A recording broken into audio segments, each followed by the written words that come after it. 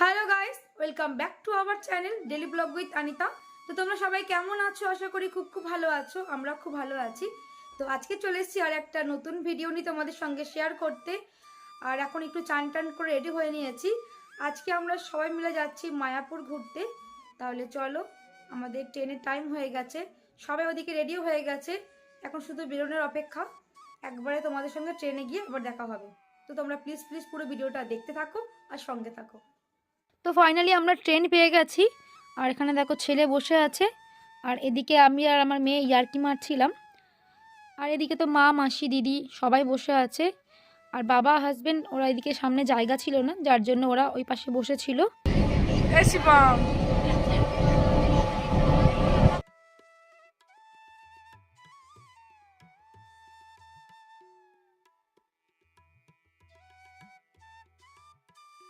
তাহলে চলো, আমরা চলে এসেছি।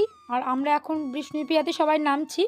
এরপর একটু হাঁটবো, তারপর টোটো ধরে নেব।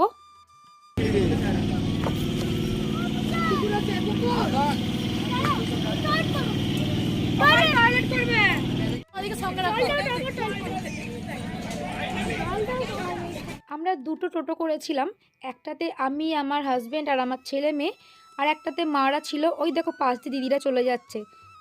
তাহলে চলো, ওরা তো চলে গেল, আমরা এবার যাই। আমরা লঞ্চে করে যাব, তার জন্য হাজবেন্ড এখানে টিকিট কেটে নিল।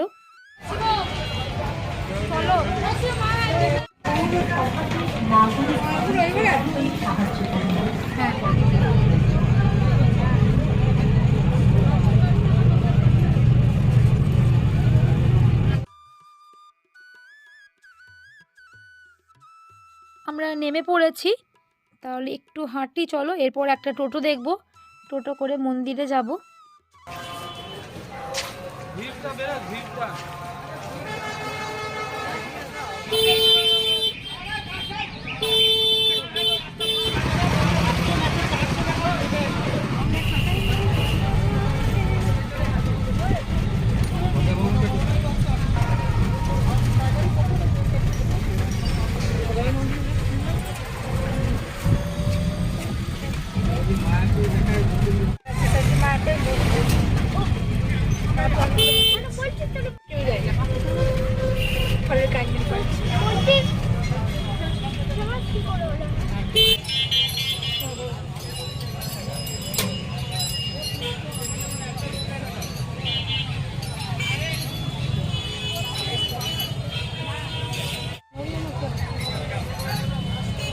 বাড়ি থেকে আমরা কফি বানিয়ে নিয়ে এসেছিলাম, তো সেটা সবাই মিলে আমরা এখন খেয়ে নিচ্ছি।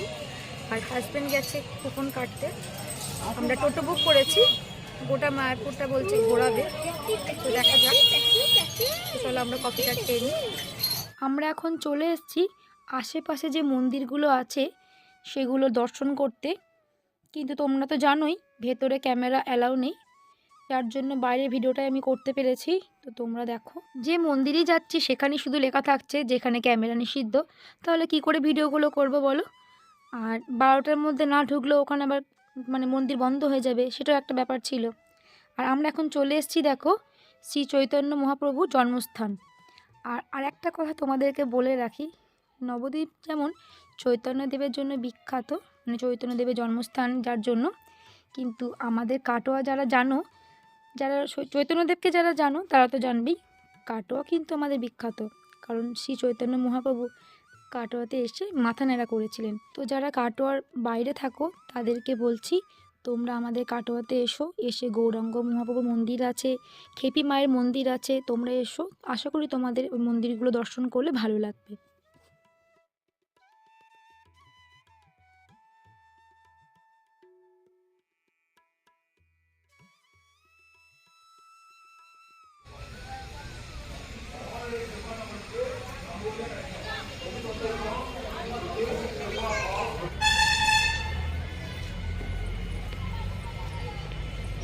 আমরা এখন চলে এসেছি শ্রী চৈতন্য দেবের মাসির বাড়ি।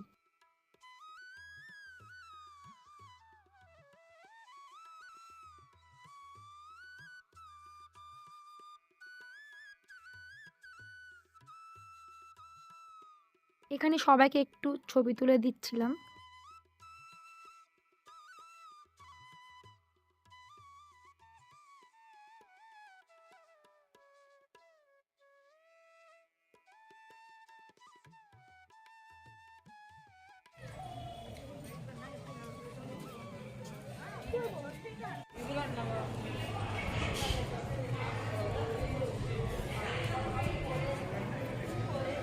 আমরা এখন চলে এসেছি শ্রী চৈতন্য মঠের মূল মন্দিরে।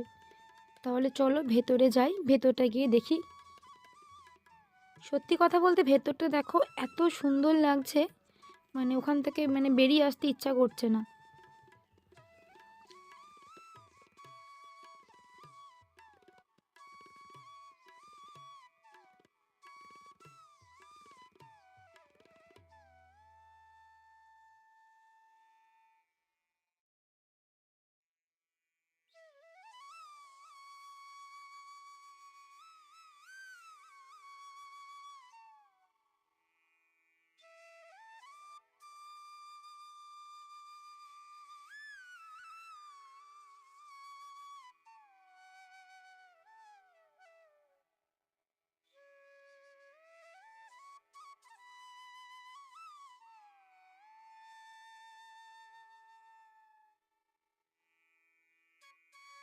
মায়াপুরে এসে এত শান্তি লাগছে, তোমরা তো সবাই জানবে, যারা এসছো তারা তো জানো, আর যারা আসোনি তারা প্লিজ প্লিজ তোমরা এখানে এসো, তোমাদেরও আশা করি খুবই ভালো লাগবে।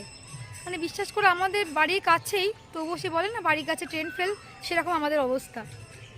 তো হুচুক করে না বেরোলে হয়তো বেরোনো সেটা সম্ভব হতো না। তো আজকে সবাই মিলে এসেছি, খুবই ভালো লাগছে। আর বিশেষ করে আর এত ভালো লাগছে এই কারণে, মা মাসি বাবা সবার সাথে আসতে পেরেছি, তো যার জন্য আরও খুব ভালো লাগছে। আর পরিবেশটা তো জাস্ট কিছু বলার নেই। তো আমাদের সব মন্দিরগুলো দেখা হয়ে গেছে, এবার আমরা চলে এসেছি ইস্কন মন্দিরের কাছে। এখন একটু আমরা ভোগ খেয়ে নেবো, আমাদের যেহেতু কুপন কাটা ছিল। আর এখানে কত কাঠ দেখো, এদিক ওদিক চারিদিকে শুধু কাঠ আছে। তো এবার আমরা হাঁটছি, হাঁটতে হাঁটতে যাব। আমরা এখন প্রসাদ খেতে যাচ্ছি। আমাদের কুপন কাটা ছিল আগে, কুপন কেটে আমরা টোটো বুক করেছিলাম, তারপর সাইডে যে ঘোড়াগুলো একটু ঘুরে এলাম, এরপর আমরা চলে এসেছি। এখন একটু প্রসাদ খাবো, তারপর মন্দিরে যাব। এদিকে দেখো আমার ছেলে এতটাই হেঁটেছে, ও আর পারছে না, কাঁদতে বসে গেছে। ওকে কোলে না নিলে ও আর যাবে না। আমাকে বলছিল কোলে নেওয়ার জন্য, আমি বললাম তোকে যদি আমি কোলে নিই তাহলে আমি আর বাঁচবো না। তো শেষমেশ একটাই উপায়, সেটা কি তোমরাই দেখো। এই জন্য মাসিদের দরকার হয়, তুই অনেক হালকা আসতে নেমে যাস।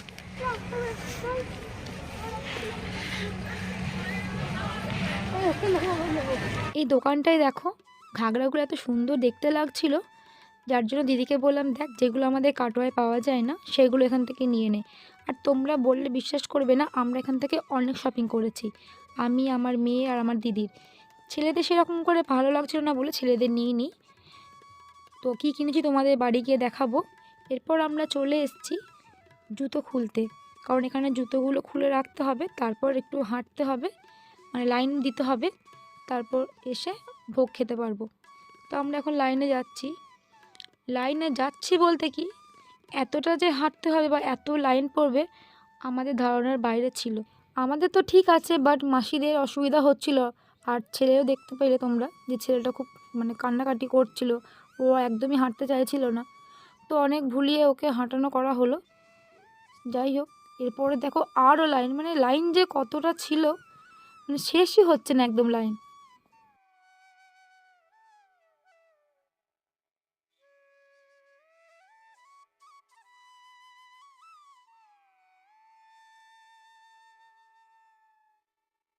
আমরা হাঁটতে হাঁটতে অনেকটা চলে এসেছি, আর লাইনটা তোমরা দেখতে পাচ্ছ, ওই দেখো শেষ প্রান্তে। সব থেকে খারাপ কী লাগছে বলো তো, যতটা হেঁটে এলাম আবার ব্যাক করে অতটাই হেঁটে যেতে হবে, তারপরে খেতে যেতে পারবো। তো যাই হোক ফাইনালি আমরা চলে এসেছি, প্রায় আধ ঘন্টার বেশি আমরা হেঁটেছি। তো চলো ভেতরে এবার ঢুকবো, তার আগে একটু হাত ধুয়ে নিতে বলছে, হাতগুলো ধুয়ে নিই এখানে, এরপর আমরা ভেতরে ঢুকে পড়বো। চলো চলো চলো, এই দেখার ফাঁকা আছে তো। আমরা এখন লাইন দিয়ে সবাই খাবারগুলো নিয়ে নিচ্ছি, আর এরকম করে খাবারগুলো নিতে আমাদের বেশ ভালো লাগছিল। এরপর একটা ফাঁকা জায়গা দেখব, তারপর সবাই একসঙ্গে বসে পড়ব।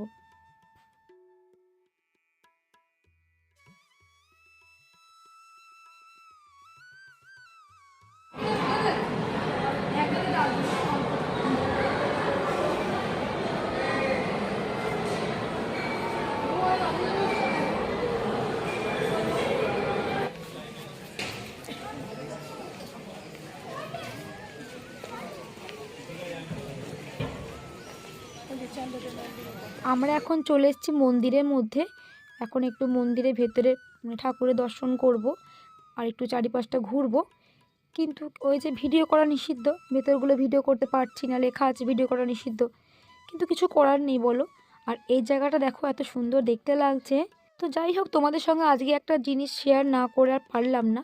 মানে আজকে এই জায়গায় দাঁড়িয়ে আমি যেটা উপলব্ধি করলাম মা মাসি বাবাদের নিয়ে এসে, সেটা হলো যত তীর্থস্থান যেগুলো আছে আমার মনে হয় সেগুলো ইয়ং বয়সেই করা ভালো। মানে মাদের মতো বয়সে না করাই ভালো। কারণ দেখো, এখন আমরা হাঁটতে পারছি, মানে পুরো আমরা ঘুরতে পারছি, আমাদের সেই অসুবিধাটা হবে না। কিন্তু আমার মাসি হঠাৎ করে শরীরটা একটু খারাপ হয়ে যায়, মাসির টানের রোগ আছে। মাসির মানে এতটা হাঁটা ওর শরীরে নিচ্ছিল না।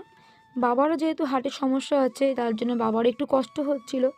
তাই আমার যেটা মনে হলো যে আমরা যদি ইয়ং বয়সে সব তীর্থস্থানগুলো ঘুরে নিই, তাহলে হয়তো মা মাসি জায়গায় এসে আমাদের এই কষ্টটা হবে না।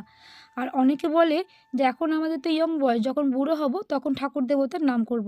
এটা একদমই ভুল কথা। আমার যেটা মনে হয়, আমরা যখন সবাই বুড়ো হব তখন তো ঠাকুর দেবতার নাম করব, এটা তো কমন ব্যাপার। কিন্তু ঠাকুর দেবতার নাম করার জন্য আমার মনে হয় না কোনো পার্টিকুলার বয়স লাগে। সব বয়সেই ঠাকুর দেবতার নাম করা যেতেই পারে। এটা যারা বলে থাকে তারা ভুল বলে থাকে, জানি না তারা কেন বলে বা কী উদ্দেশ্যে তারা বলে।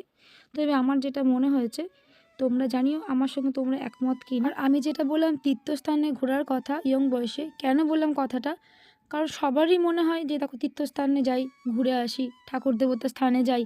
কিন্তু আজকে যেটা হলো, মানে মাসি আর বাবা শরীর খারাপ হয়ে গেছিলো, ওদের ইচ্ছা থাকলে ওরা যেতে পারছিল না, অনেক কষ্ট করেই গেল।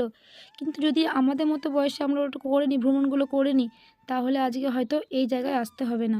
আমি সেই দিক চিন্তা ভাবনা করেই কথাগুলো বললাম।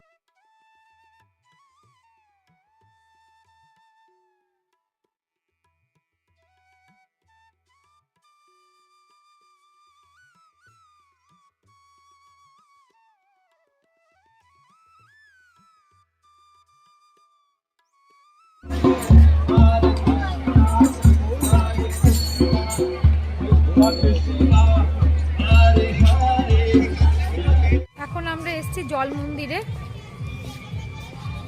তো এখানে মাছ আছে, হরিণ আছে, চলো দেখি হরিণ মাছ সব।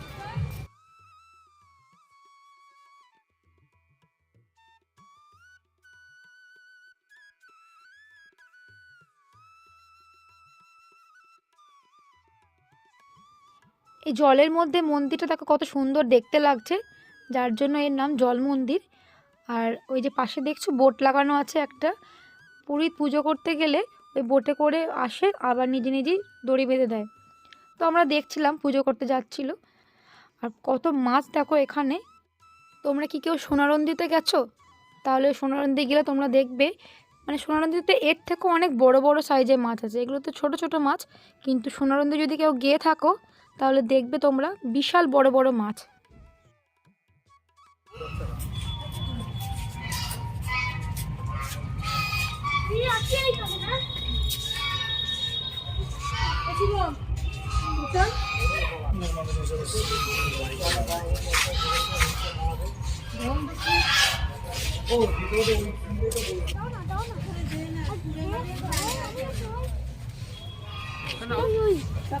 চলো ওদিকে তো